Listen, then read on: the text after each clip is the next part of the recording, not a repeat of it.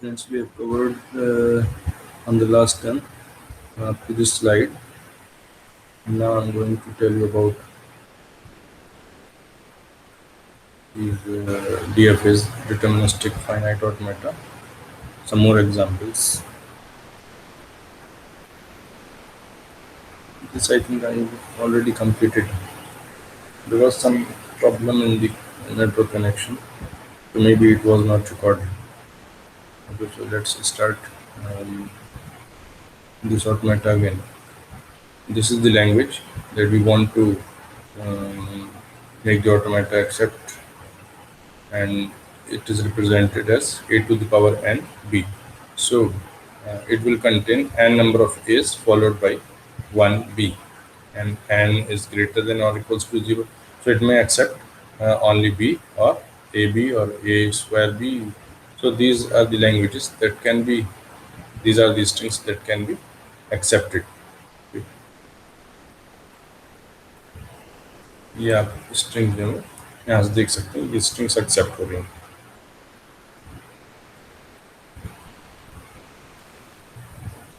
And to accept these strings, we need to make a initial state. So Q naught is the initial state. ये आपकी initial state होगी, and we want to accept n number of a's. So we are accepting a and we are remaining in Q naught. So if there's an a, then we are in Q naught. If there's no a, still we are in Q naught. तो चाहे a आए या ना आए, आप Q naught में हैं. So you may continue this loop for n number of times, whereas n is greater than or equals to 0. If it is 0, n is 0, then you are not repeating the loop. It means there's no a in the string.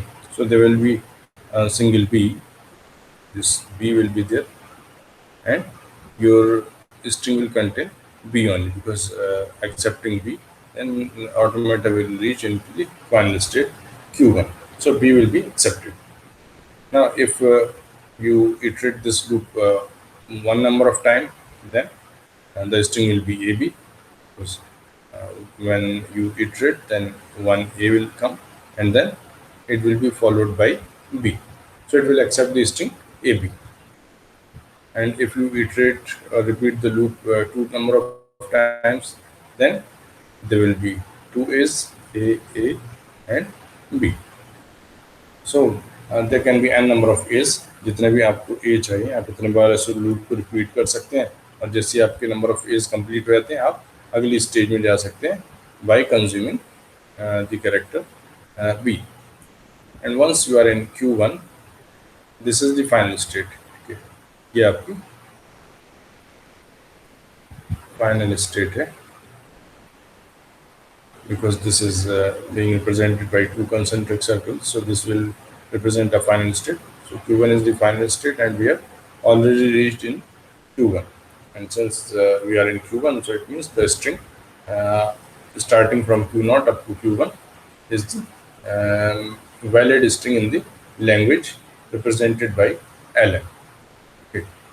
And now if we are in Q1 and there comes another A or B, then we will reach to state Q2. आपके पास अगर A या B और आ जाता है Q1 में पहुंचने के बाद, it means आपकी string जो है वो change हो जाएगी. For example, it was B only. अगर आपके पास B के बाद A आ जाता है, तो आप यहाँ Q2 में पहुंच जाएंगे, and this string will no longer remain in the valid string. ऐसे आप यहाँ B है, अगर इसके बाद एक B और आ जाता है, still you will reach to Q2, and Q2 is a trap state or not accepting state. इसमें जाने के बाद आप इसमें से बाहर वापस नहीं आ सकते, because once you are in this state Q2, on reading A or B, you will remain in Q2. So you are stuck in the state Q2. That's why this is called a trap state. कि आप यहाँ पर trap हो गए. Okay. So this was about the example. Now move on to next example. In this language, we are accepting all substrings with prefix ab. Prefix आप जानते हैं कि आपके पास स्ट्रिंग के स्टार्टिंग में ab आना चाहिए, बाकी कोई भी स्ट्रिंग आ जाए. यानी आप यहाँ पर देख सकते हैं आपके पास जो वो है sigma, this is a b, because these are the only symbols that can be accepted in the automata. आपके पास set of states Q, figure को देख के आप बता सकते हैं कौन कौन सी, Q naught, Q one, Q two and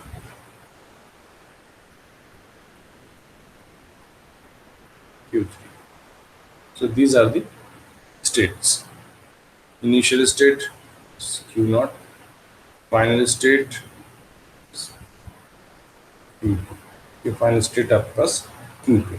Final state is a set of states, so it may contain more than one state. So it may be like Q2. आप इसको as set represent करेंगे because F may contain more than one state. Q naught जो आपकी initial state है, this is a single state, इसको आप directly specify कर रहे हैं, और Q जो है that is you can say set of all states, तो इसमें सारी states आपके पास आ जाएंगी. So we have represented four things. Okay. ये आपके जो ऑटोमेटा है DFA, deterministic finite state automata भी कहते हैं इसको, कहीं कहीं आपको देखने को मिल जाएगा.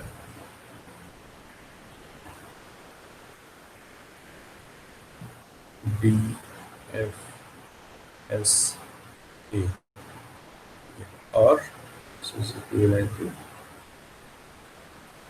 DFA. This is called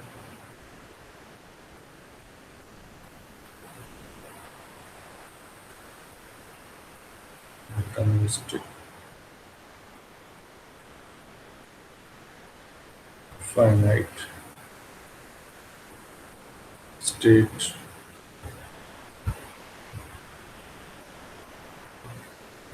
automata.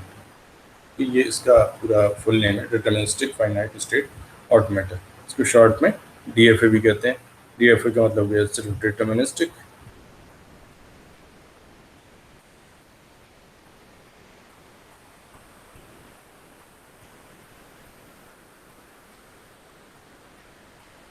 Finite automata. तो आप उसे डिटर्मिनिस्टिक फाइनाइट ऑटोमेटा भी कह सकते हैं और डिटर्मिनिस्टिक फाइनाइट स्टेट ऑटोमेटा भी कह सकते हैं. एक चीज़ और आप समझ लीजिए, डिटर्मिनिस्टिक से आपका क्या मतलब है. ये चीज़ इंपॉर्टेंट है, आपको डिफ्रेंशिएट करने की आगे ज़रूरत पड़ेगी कि डिटर्मिनिस्टिक क्या होता है, नॉन डिटर्मिनिस्टिक क्या होता है. Deterministic means you can know in advance that from Q naught on A you will go to Q1 only. Is it clear? There's only one transition from Q naught on A and you can reach to state Q1 only. आप जो है सिर्फ Q1 में ही जा सकते हैं. अगर आप Q naught में हैं और A आया है तो you can move on to Q1 only. There's no other possibility.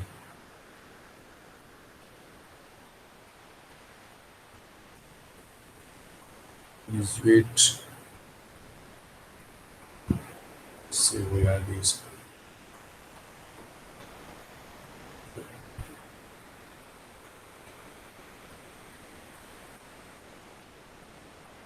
आप जो है यहाँ पर Q naught में है और एक आपके पास सिंबल आता है, then they can be only a single move.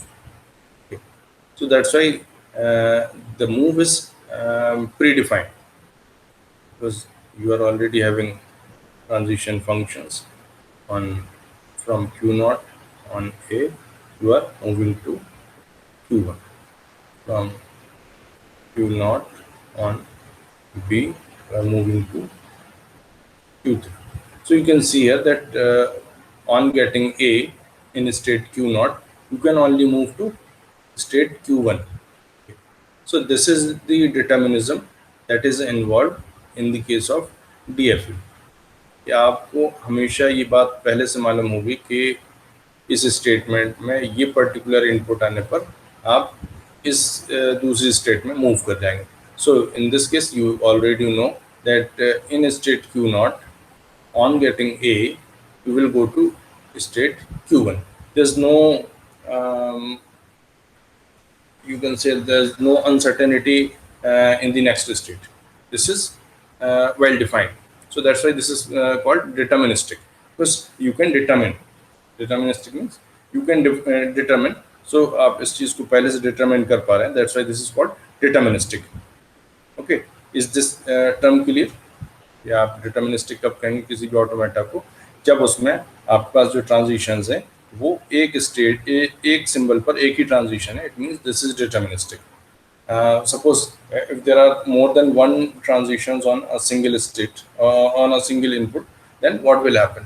If there are more than one transitions, for example आपने देखा भी कि आप Q0 से A में Q1 पे जा रहे हैं. अगर आपके पास कोई इसी ऑटोमेटा में आप एक और ट्रांजिशन इसमें लगा देंगे Q0 से A में, आप जो है Q2 में भी जा रहे हैं सपोज, ठीक है, then what will happen?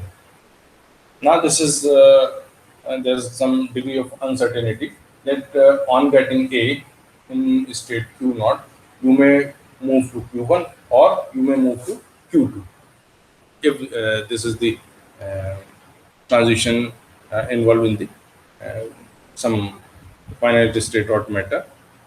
अगर आपके पास इस तरह का कुछ केस है कि आप यहाँ पर देख रहे हैं, आप कह सकते हैं कि आपके पास एक ये है ट्रांजिशन और एक दूसरा ट्रांजिशन आपके पास ये है. So you can say on getting Q0, on getting A in state Q0, you can go to Q1 or Q2. So there are now two possibilities. This is the undetermined. You can say this is the uncertainty that is involved now in this case of the automata that is non-deterministic. कि आपका जो non deterministic automata होगा उसमें इस तरह की possibility जो है वो रहेगी कि आप किसी एक स्टेट में और आप एक ही इनपुट पर एक से ज़्यादा स्टेट में जा सकते हैं, तो वो आपका नॉन डिटर्मिनिस्टिक कहलाएगा. I just told you about non deterministic to explain the deterministic. ठीक है, अभी हम बात सिर्फ डिटर्मिनिस्टिक की ही कर रहे हैं, लेकिन मैंने आपको इस वजह से बताया कि आपको क्लियर हो जाए नॉन डिटर्मिनिस्टिक और डिटर्मिनिस्टिक में क्या बेसिक डिफरेंस है. डिटर्मिनिस्टिक मीन्स जिसमें आप अगले स्टेट को पहले से मालूम कर सकते हैं, वो डिटर्मिनिस्टिक कहलाएगा. और जिसमें आप अगली स्टेट को पहले से मालूम नहीं कर सकते हैं वो नॉन डिटर्मिनिस्टिक कहलाएगा. So in case of DFA you are knowing all the moves. आपको सारे ट्रांजिशंस पहले से मालूम है कि आप Q0 में A आने पर Q1 में जाएंगे, Q1 में B आने पर आप Q2 में जाएंगे, Q1 में A आने पर आप Q3 में जाएंगे. So in this scenario you are already knowing from which state to which state we will be moving on getting certain input. आपको इनपुट मिल रहा है, आप उस इनपुट पे एक स्टेट से दूसरी स्टेट में जा सकते हैं. किस स्टेट में जा सकते हैं, कोई भी स्टेट हो सकती है, but this is fixed. This is fixed in advance. आपको ये चीज़ पहले से यहाँ पर मालूम है. इन केस ऑफ DFA या DFA, जो आपका DFA उसमें ये चीज़ आपकी पहले से प्री डिफाइंड है. That's why this is called deterministic. दूसरा टर्म इसमें है डिटर्मिनिस्टिक के साथ, इसके नाम के साथ जो लगा हुआ है, दिस इज डिटर्मिनिस्टिक का मैंने आप लोगों को मतलब बता दिया. फाइनाइट स्टेट दूसरा टर्म इसके साथ जो जुड़ा हुआ है, DFA जिसको शॉर्ट में करें डिटर्मिनिस्टिक फाइनाइट ऑटोमेटा. ठीक है, क्या deterministic finite state automata, finite या फाइनाइट स्टेट ऑटोमेटा सो कह रहे हैं. तो फाइनाइट स्टेट का मतलब है कि हमारे पास जो भी ऑटोमेटा है या जो ऑटोमेटन है उसमें number of states are finite, number of states are fixed. This is not the case कि आपके पास undefined number of states हैं या आपके पास infinite number of states हैं. This is not the case. We are dealing with finite state automata. हम यहाँ finite state automata को ही deal कर रहे हैं. Finite state automata होने का मतलब क्या हो कि आपके पास number of states जो हैं, these states are already fixed. आपके पास n number of states हैं. That's why you can say this is deterministic as well as finite state automaton. ठीक है, अगर सिंगल होता है एक ऑटोमेटन, एक डायग्राम बनाया आपने, एक एक्सेप्टर बनाया, ठीक है, एक ऑटोमेटन बनाया, तो उसको हम ऑटोमेटन बोलते हैं. ठीक है, और अगर आपके पास बहुत सारे ऑटोमेटन हैं जिसको आप डिस्क्राइब कर रहे हैं या जिसको आप स्टडी कर रहे हैं, that this will be called automata. Plural form में ऑटोमेटा कहलाएगा, इस वजह से हम इसे ऑटोमेटा कहते हैं, अदरवाइज सिंगुलर में ये ऑटोमेटन कहलाएगा। ये आपके पास हो गया डिटर्मिनिस्टिक फाइनाइट स्टेट ऑटोमेटा। ठीक है,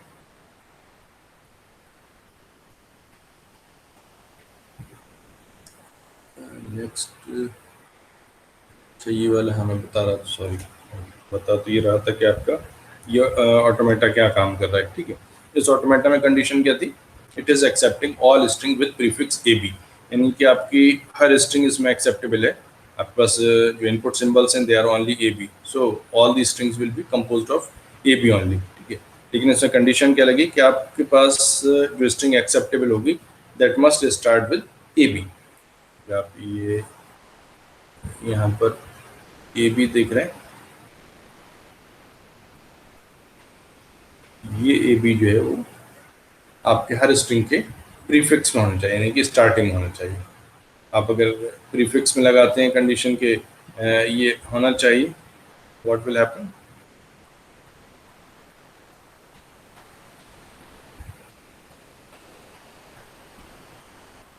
आपके पास स्ट्रिंग ए बी हो सकती है, इसमें ए आ गया, बी आ गया, और इसके बाद जो है that is empty string suppose lambda. ठीक है, तो ये आपकी ए बी जो है वो एक्सेप्ट हो जाएगी। ये आपके पास है a b A, still it will be accepted because when you are in Q naught, on getting on reading A, you will reach to Q1 कि आप Q naught से Q1 में आएंगे। पहला A रीड करने पर आपने रीड किया, सपोज ये कंज्यूम हो गया। अब आपके पास आप Q1 में हैं और आपके पास क्या बचा है, B बचा है, आपने B को कंज्यूम किया और आप जो है वो अगली स्टेज में यानी कि Q2 में पहुंच गए। Once you are in Q2, Q2 is the final state. अब Q2 जो फाइनल स्टेट है तो आपका ए बी एक्सेप्ट हो गया। And once you are in Q2 then whatever comes इधर ए और B, you will remain in this accepting state और Q2, आप जो है Q2 में ही बने रहेंगे। इसका मतलब क्या हो कि आप एक बार ए बी को अगर देख चुके हैं तो फिर उसके बाद कोई भी स्ट्रिंग आती रहे, आपकी स्ट्रिंग जो है वो एक्सेप्टेबल कैटेगरी में ही रहेगी। आप यहाँ से कोई भी स्ट्रिंग ले सकते हैं। आपने लिया A B, that is acceptable. आपने लिया A B A, this is acceptable. आप अगर लेते हैं A B B, this is acceptable. आप लेते हैं A B this is acceptable. But other than A B, no other string can be prefix of the string. कोई भी string जो आपकी अभी एक्सेप्टेबल हो रही थी उसमें ए बी प्रीफिक्स था। अगर आपका ए बी प्रीफिक्स ना हो then that string will not be accepted by this automaton and that string will not be part of the language। तो यहाँ पर अगर आप देखें तो ये स्ट्रिंग यानी कि ये स्ट्रिंग और ये string, these are all acceptable string, so ये LM का पार्ट होंगे।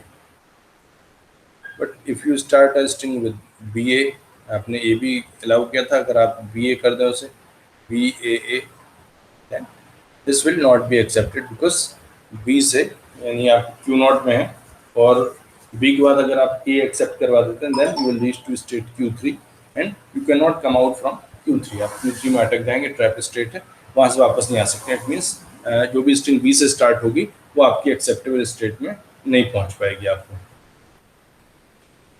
तो आप बी ए लेते हैं या सिर्फ बी लेते हैं या बी लेते हैं या बी सी लेते हैं, सी तो इसमें है, बी ए लेते हैं। So all these strings will keep you in the state Q3 and Q3 is a trap state और डेड स्टेट। डेड स्टेट भी कहते हैं कभी भी। डेड स्टेट मीन्स कि उसमें आपका कोई ट्रांजिशन नहीं होने वाला है। आप एक बार Q3 में पहुंच के विल रिमेन इन Q3, तो आप इसे ट्रैप स्टेट या डेड स्टेट भी बोलते हैं। सो इज दिस क्लियर कि आपका ये जो ऑटोमेटा कैसे काम कर रहा है। You are in state Q naught, आपने एक ए देखा Q1 में पहुंचे, एक और बी देखा, आप जो है Q2 पहुंच गए, you are already in final state. अब आपके पास ए और बी कुछ भी आता रहे, you will remain in final state. So जो आपकी कंडीशन थी, it should accept all substrings with prefix A B. तो ए बी प्रीफिक्स के साथ कोई भी स्ट्रिंग होगी वो आपकी एक्सेप्टेबल स्टेट में पहुंचा देगी आपको, यानी कि Q2।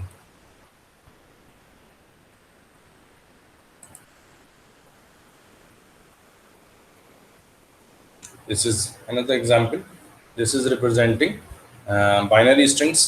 ठीक है, ये आपका बाइनरी स्ट्रिंग्स को रिप्रेजेंट कर रहा है। बाइनरी स्ट्रिंग के केस में मान लीजिए आपसे किसी प्रॉब्लम में कहा जाता है कि आपको ऑटोमेटा जो है वो डिज़ाइन करना है, तो आप ऑटोमेटा के सारे पार्ट्स जो हैं वो यहाँ पर डिज़ाइन करेंगे। ठीक है, ऑटोमेटा के पार्ट्स मतलब आपका ये हुआ एग्जांपल। अगर आप इस क्वेश्चन को देखें, यहाँ पर हम क्या करें, ऑल सबस्ट्रिंग्स विदाउट सबस्ट्रिंग 001, यानी कि आपके उसमें जो बाइनरी स्ट्रिंग है उसमें 001 नहीं आना चाहिए। इसके अलावा कोई भी स्ट्रिंग होगी वो सब आपकी एक्सेप्टेबल स्ट्रिंग्स हैं।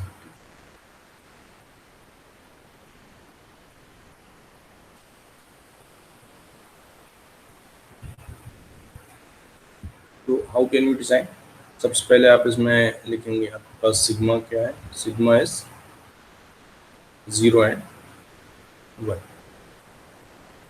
इसके बाद आपके पास क्यू क्या है, states, so you can say this is Q1, Q2, Q3 or Q4. So this is your set of states.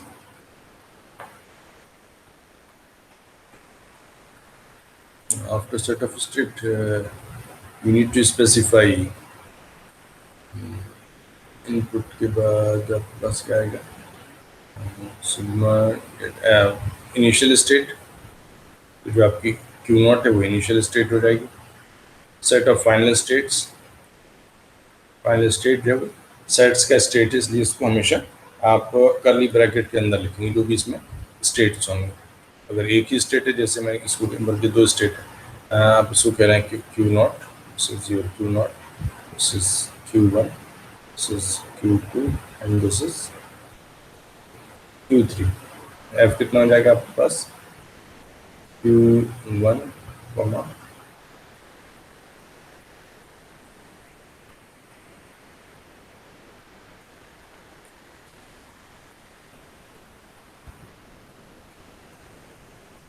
यहाँ पर आप ट्रांजिशंस जो है वो डिज़ाइन करेंगे। ट्रांजिशंस आपके पास क्या क्या होंगे, डेल्टा,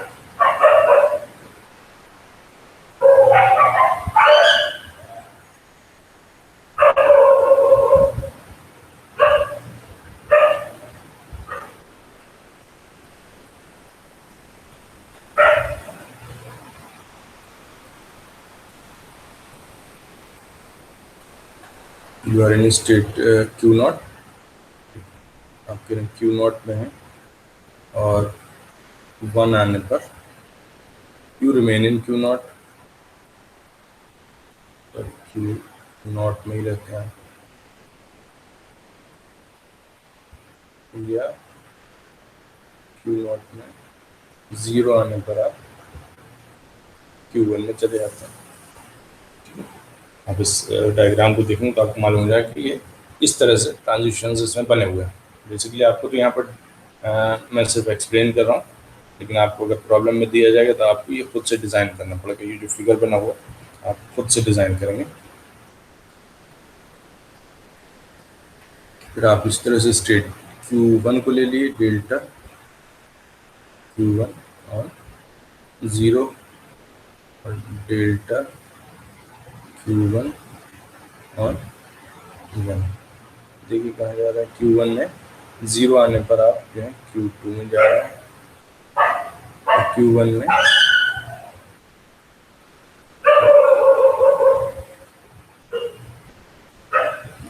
Q1 में 1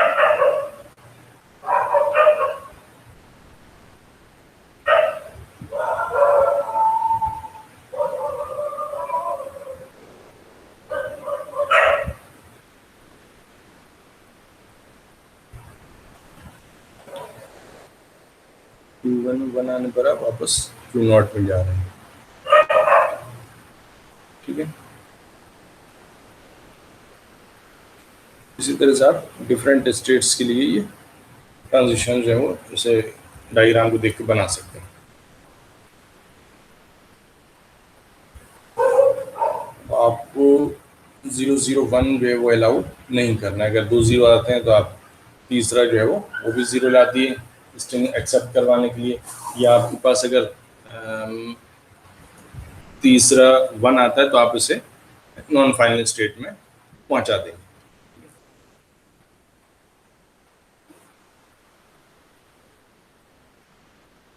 तो आप यहाँ से देखिए, अगर आप क्यू नॉट में हैं, कोई स्ट्रिंग नहीं आ रही, तब भी आप फाइनल में हैं, यानी कि आप बिना किसी स्ट्रिंग के, क्योंकि आपके पास अगर एक भी इनपुट सिंबल नहीं आया, it means this string is not containing 001। ठीक है, तो वो स्ट्रिंग आपकी एक्सेप्टेबल हो जाएगी, यानी कि लैम्डा जो है वो एक्सेप्टेबल होना चाहिए।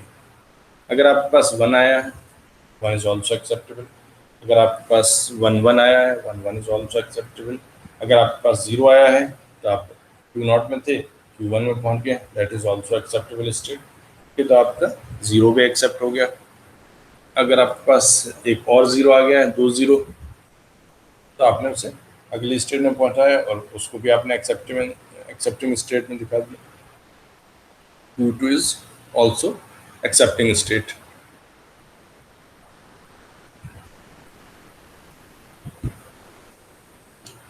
Q2 आपका एक्सेप्टिंग स्टेट हो गया, यानी कि आपने या तो 1 की स्ट्रिंग्स आप एक्सेप्ट करवा सकते हैं, या 1 फॉलोड बाई 0, या 1010 की स्ट्रिंग्स आपके पास हो सकती हैं।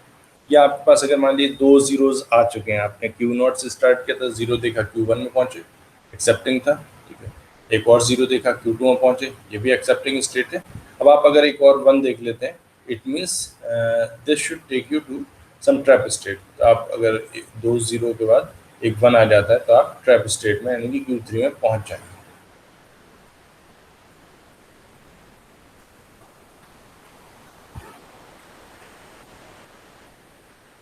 और Q3 में पहुंचने के बाद आपके पास कोई भी स्ट्रिंग आती रहे तो फिर आप उसको एक्सेप्ट नहीं कर सकते हैं, क्योंकि आपके पास एक सब स्ट्रिंग Q001 की जो है वो ऑलरेडी आ चुकी है, आप उसे देख चुके हैं। तो you can not accept any other string with 001 as prefix और सफिक्स और anywhere in the whole string, कहीं पर भी नहीं जो है वो अलाउ होनी चाहिए।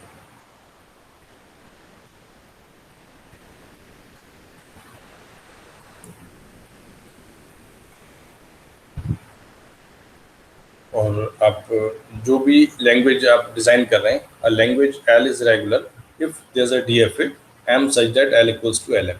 यानी आपके पास अगर कोई लैंग्वेज है, वो लैंग्वेज रेगुलर तब कहलाएगी जब उसके लिए आप एक डीएफए डिज़ाइन कर सकते हैं M, and this DFA should accept the same language as represented by L.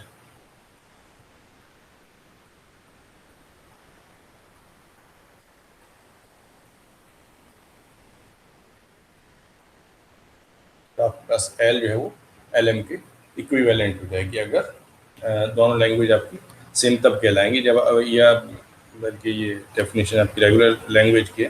तो किसी भी लैंग्वेज को आप रेगुलर तब कहेंगे जब आप उसके लिए डीएफए डिज़ाइन कर सकते हैं, और डीएफए से जो लैंग्वेज एक्सेप्ट होगी और जो करंट आपकी लैंग्वेज है वो तब रेगुलर कहलाएगी। तो any language is regular if it can be accepted by some DFA. आप किसी डीएफए से अगर उसे एक्सेप्ट करवा सकते हैं तो लैंग्वेज आपकी रेगुलर लैंग्वेज कहलाएगी। And all regular languages form a language family. और जितनी भी रेगुलर लैंग्वेजेस हैं सब अपने आप में मिलकर एक रेगुलर लैंग्वेज की फैमिली बनाते हैं।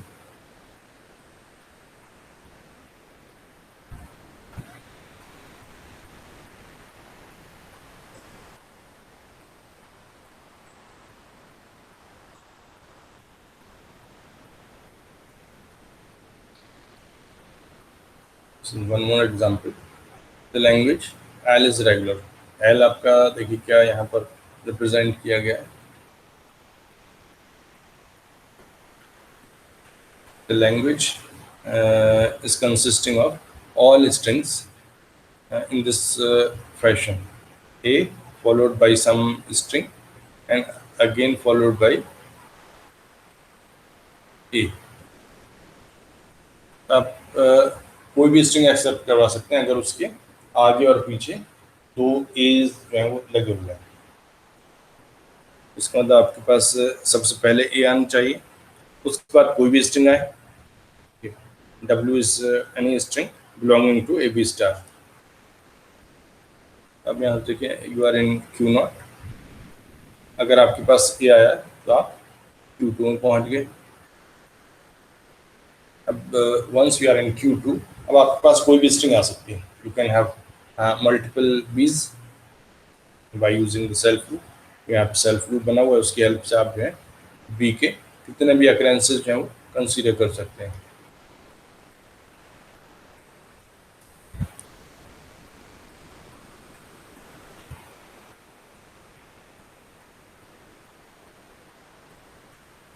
तो आपके पास कोई भी स्ट्रिंग हो सकती है, एनी नंबर ऑफ बीज, एनी नंबर ऑफ इज। आपने सबसे पहले तो एक ए आ गया, उसके बाद क्या आ सकता है, कुछ भी आ सकता है। तो यहाँ पर जो है बी के ऊपर सेल्फ लूप बना दिया, और अगर ए आता है तो आप Q2 से Q3 में चले जाते हैं। तो चीज़ आपकी अलाउड नहीं हुई थी कि दो ए आने पर आप इसे अलाउ नहीं कर रहे हैं। सॉरी, दूसरा सवाल है यहाँ पर आपके पास कंडीशन ये है कि आप किसी भी स्ट्रिंग को एक्सेप्ट करवाएंगे, एक्सेप्ट करेंगे अगर वो इस फॉर्मेट में A, W, A, where A and both these are representing a single symbol and W is representing some kind of string. And according to problem, this string is composed of A's and B's any number of times.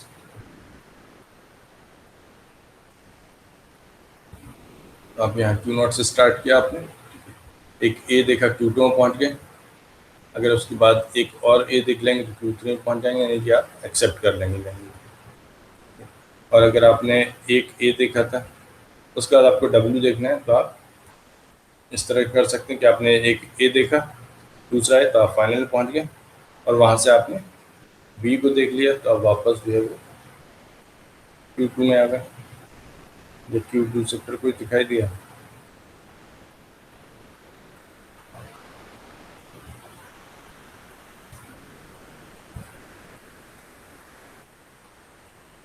अब वापस जो है Q3 में पहुंच जाएंगे। इसमें आपके पास जो स्ट्रिंग्स एक्सेप्ट होंगे वो इस तरह की हो सकती हैं। यू कैन हैव ए और यू कैन हैव ए, और इसके बीच में आपकी ए और बी की कोई भी स्ट्रिंग हो सकती है, ए और बी का any string. So you can have lambda यानी एम्प्टी स्ट्रिंग, तो दिस इज इक्विवेलेंट टू ए, या आपके पास हो सकता है एक ए और हो सकता है तीसरा, यानी लैम्डा की वैल्यू आप अगर देखें ट्रिपल ए कर दिया है, then this will remain in accepting state, ये आपका accepting state में रहेगा। आप ए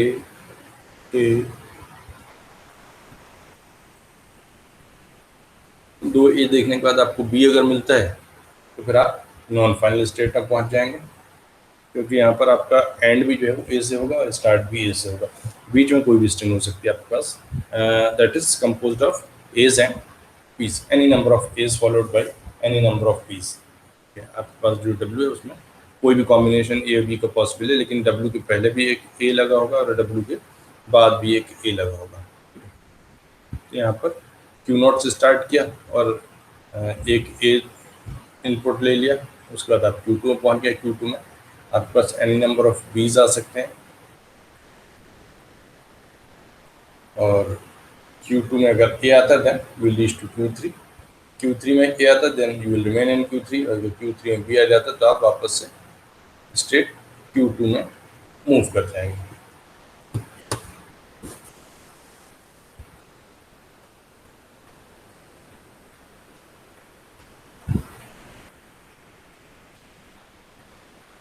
I think this is enough for today. On the next one, we will study automata with output. These automatas are also known as Mealy and Moore machines. So on the next one, we will study Mealy and Moore machines. ठीक है, ये हमने DFA को cover किया है, उसके बाद फिर NFA को कवर करेंगे Mealy and Moore के बाद। So I'm stopping it here.